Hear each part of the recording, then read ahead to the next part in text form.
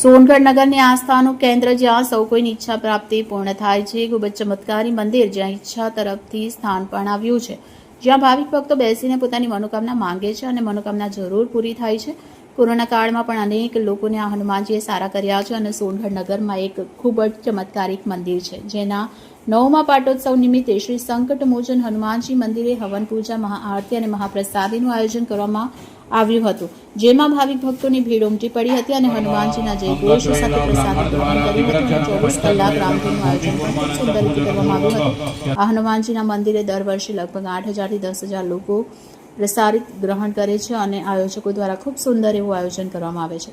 Reporter Vikas Patil, bullet 26 Gujarat news, Tapi.